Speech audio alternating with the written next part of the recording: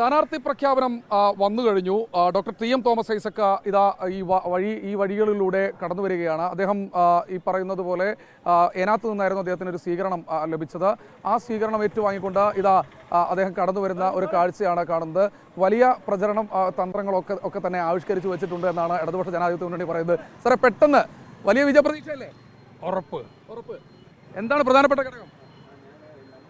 ഇവിടെ വെക്കുന്ന പോസിറ്റീവായിട്ടുള്ള പ്രോഗ്രാം കേരള സർക്കാർ കഴിഞ്ഞ 7 വർഷത്തിനിടയിൽ പത്തനംതിട്ട ചെയ്ത കാര്യങ്ങൾ ഉറപ്പായിട്ട് അട്ടിമറിക്കുമെന്ന് തന്നെയാണ്.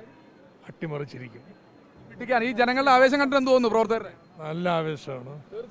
വലിയ പ്രതീക്ഷയോടുകൂടി തോമസ് ഐസക് മുന്നോട്ട് പോവുകയാണ്. അദ്ദേഹത്തിന്റെ റോഡ് ഷോ അവസാനിക്കുന്നത് ഇന്ന് ഈരാറ്റുപേട്ടയിലാണ്. അതായത് ഏനാത്ത് നിന്ന് തുടങ്ങി ഈരാറ്റുപേട്ടയിൽ അവസാനിക്കുന്ന ഒരു റോഡ് ഷോയാണ് ഇടതുപക്ഷ ജനാധിപത്യ മുന്നണി പ്രവർത്തകർ ഈ ഒരു ഘട്ടത്തിൽ സജ്ജീകരിച്ചിട്ടുള്ളത്. എന്നാലും വലിയ ആവേശം കാത്തു സൂക്ഷിക്കുന്നു ഇടതുപക്ഷം. ഒരു എഡ്ജ് അവർക്ക് ഇതിലൂടെ ലഭിച്ചു എന്നാണ് അവർ കണക്കൂട്ടുന്നത്. എന്നാലും സജ്ജയ് ഇക്ബാലിനൊപ്പം ശ്രീകുമാരൻ, 24 പത്തനംതിട്ട.